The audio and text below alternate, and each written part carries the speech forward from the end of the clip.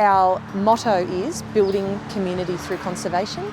So we try to come up with lots of innovative ways to do that and involve the community in hands-on projects that can help their local environment.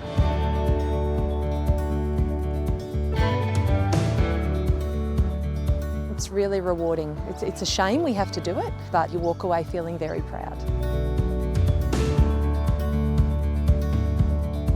The litter that ends up on roadside usually ends up in creeks and rivers and streams and then eventually into our bays. So it's just an environmental disaster looking to happen.